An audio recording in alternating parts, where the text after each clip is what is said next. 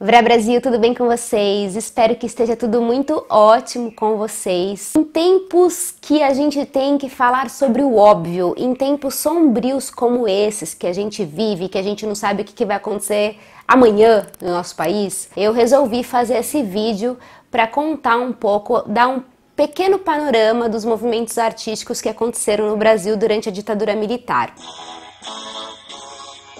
E eu achei importante fazer esse vídeo para que a gente tenha um certo ar de esperança, para que a gente não fique triste, porque embora a ditadura tenha sido um período muito triste da nossa história, que poderia não ter acontecido, mas aconteceu, a gente tem esse passado para a gente não precisar repeti-lo, mas ao mesmo tempo para a gente também perceber que mesmo diante de um governo autoritário, mesmo diante de uma situação altamente repressora, a arte ela nunca morre, ela nunca deixa de existir, ela acontece. Por mais que as pessoas tentem fingir que nada está acontecendo, sempre vão ter movimentos artísticos, sempre vão ter movimentos de resistência, e de uma forma ou de outra, a arte ela deflagra o momento em que se vive, né? Ela é um ótimo documento histórico de tudo que acontece no mundo. Eu fiz um pequeno resumo, tá aqui a prova do resumo, um resuminho. É bastante coisa, por isso que em alguns momentos eu vou dar uma colada na cara de pau mesmo. E é uma pequena pincelada, gente, do que aconteceu no teatro, na música, no cinema, porque foi muita coisa que aconteceu mesmo, porque foram 21 anos de ditadura militar. A prova de que a arte ela jamais é silenciada é porque tem muita coisa. Quando aconteceu o golpe de 64, surgiu um grupo muito importante dentro do teatro carioca, chamado Grupo de Teatro Opinião. E esse grupo surgiu ali dentro da União Nacional dos Estudantes. Dentro da União Nacional dos Estudantes tinha um subgrupo chamado CPC, um Centro de Cultura Popular, e esse grupo era composto de diversos artistas do teatro, do cinema, da literatura, das artes plásticas. Eles criaram esse grupo como um foco de resistência ao governo que estava acontecendo naquele momento. E dentro desse subgrupo do CPC surgiram alguns artistas que fizeram uma estreia com um show chamado Show Opinião. Esse show musical da Opinião, ele foi dirigido pelo Augusto Boal, que na época era um dos líderes do Teatro de Arena em São Paulo. E esse show foi feito pelo Zé Quete, João do Vale e a Nara Leão. Depois de um tempo, a Nara Leão foi substituída pela Bethânia. Inclusive, eu vou deixar um link aqui embaixo na descrição de um vídeo que é um clássico, vamos dizer assim, de Maria Bethânia cantando Carcará nesse show musical da Opinião, que sem dúvida é um momento importantíssimo da nossa história. E esse grupo vai existir até 1982. Mas ali no meio do caminho, por volta de 1967, o grupo ele dá uma desestruturada, algumas pessoas saem, outras pessoas entram, dá uma desarticulada no movimento. Além desse show musical da Opinião, tem mais 3 peças que são montadas que são de extrema importância para esse movimento de resistência desse grupo de teatro. A primeira foi em 1965 com a peça Liberdade, Liberdade, escrita por Milor Fernandes e o Flávio Rangel.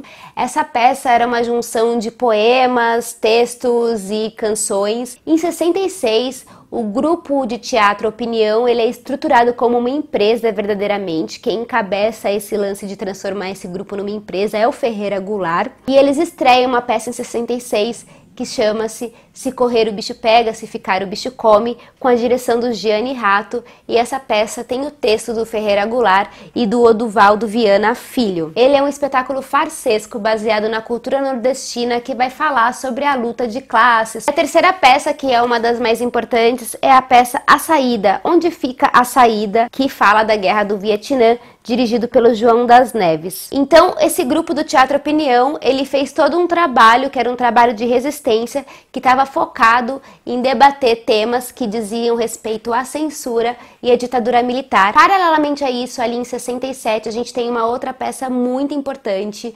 chamada O Rei da Vela, que foi dirigido pelo Zé Celso e estreou ali no Teatro Oficina, em São Paulo. E essa peça ficou em cartaz em São Paulo, depois ela foi para o Rio de Janeiro, depois ela foi para Paris. Só que aí, quando eles voltaram de Paris, eles precisavam renovar a autorização de liberação para poder fazer a peça. Nessa época tinha um órgão chamado DCPD, que era a Divisão de Censuras e Diversões. Quando eles chegaram para renovar esse contrato, essa licença para ser liberada a peça foi censurada. Essa peça ficou censurada até 1985. E o ano passado, em 2017, 50 anos depois do Rei da Vela, o Zé Celso Martinez Corrêa remontou essa peça aqui em São Paulo. Foi uma grande homenagem e é uma forma de dizer que, mesmo depois de 50 anos, a nossa história continua a mesma e nada mudou. E o Zé Celso sempre teve problemas com essa questão de censura. Em 68, o Zé Celso monta a primeira peça do Chico Buarque, chamada Roda Viva. Roda Viva também foi censurada, ela foi considerada subversiva. A censura chegou falando que eles falavam muitos palavrões, que eles faziam muitos gestos obscenos que ofendiam o sentimento da família tradicional brasileira. E nessa peça também tem aquela famosa música do Chico Buarque chamada Roda Viva, que vai falar das pessoas que são oprimidas de falar aquilo que elas têm vontade de falar, que vai falar sobre as pessoas não poderem ter mais a sua voz ativa. Essa peça tem uma história em relação à censura muito interessante, muito curiosa, que a gente, na verdade, não sabe exatamente o que aconteceu, mas os atores dessa peça, num certo dia, foram violentados, apanharam. Só que Chico Buarque, depois de anos, durante uma entrevista, fala que, na verdade, o pessoal da censura chegou para censurar uma outra peça que estava em cartaz no mesmo teatro, mas a outra peça já havia acabado a sessão, e como eles que estavam ali naquele momento, os militares não queriam perder a viagem, então eles que acabaram apanhando de um jeito ou de outro. Canalhas! Canalhas! Canalhas! Já que a gente falou em Chico Buarque, a gente pode adentrar na música. A música, como o teatro, tornou-se um espaço importante de protesto, principalmente para a juventude de esquerda poder se expressar contra o governo.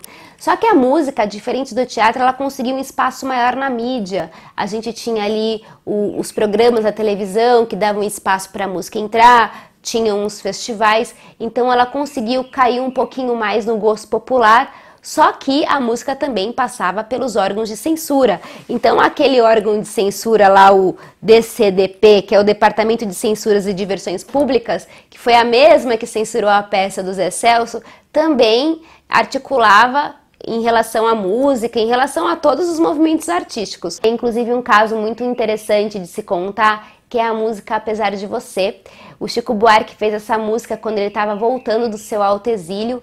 Chico Buarque, ele se autoexilou na Itália por um tempo, e quando ele volta ao Brasil, é a época do governo do general Médici, ele faz a música Apesar de Você, e nas entrelinhas ele vai falar que apesar de você, que é o general, amanhã vai ser outro dia. Por um tempo essa música ficou tocando nas rádios e todo mundo gostando da música, e ela começou a ganhar muito mais espaço nas rádios, na televisão, até que uma hora a censura veio e interrogou Chico Buarque. O que significa essa música? O que você está querendo dizer com Apesar de Você, amanhã vai ser outro dia? E Chico Buarque desconversa, ele fala assim, não, essa música eu fiz para uma senhora que machucou meu coração. E o general não caiu nessa e, obviamente, ele censurou a música do Chico Buarque. Depois que essa música do Chico Buarque é censurada, todas as músicas do Chico Buarque começam a ter perseguição e todo mundo começa a querer censurar todas as músicas dele. Então, para ele se ver livre, para ele burlar a censura, ele cria um pseudônimo.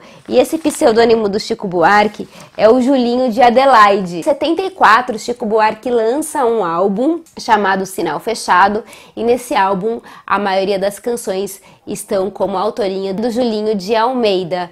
Então todas as músicas passam pela censura, mesmo tendo ali várias músicas de protesto. Inclusive nesse álbum tem uma música chamada Jorge Maravilha, que é uma pirraça, uma referência ao general Geisel, porque na música fala assim, você não gosta de mim, mas sua filha gosta. Então ele faz essa música, escreve esse trecho como tirando uma onda do general. E junto com Chico Buarque a gente tem aí várias outras canções de protesto, a gente tem Geraldo Vandré, a gente tem Caetano, a gente tem Raul Seixas, e eu não vou me aprofundar muito nessa questão musical, porque não é do meu conhecimento maior. Mas eu vou deixar aqui a recomendação de um canal para vocês chamado Vinilteca, que os rapazes da Vinilteca, o Zé e o Gui, já fizeram alguns vídeos específicos sobre essa época da ditadura militar, sobre esses álbuns que o Chico gravou, Então lá eles podem contar para vocês com muito mais profundidade. No cinema a gente tem o surgimento do cinema novo ali na década de 60. Esse cinema ele foi totalmente inspirado na Nouvelle Vague e é um cinema que tem como característica ser um cinema mais autoral, prezava pela valorização da cultura brasileira. Dentro do cinema é importante destacar 3 produções: Vidas Secas do Nelson Pereira dos Santos de 63,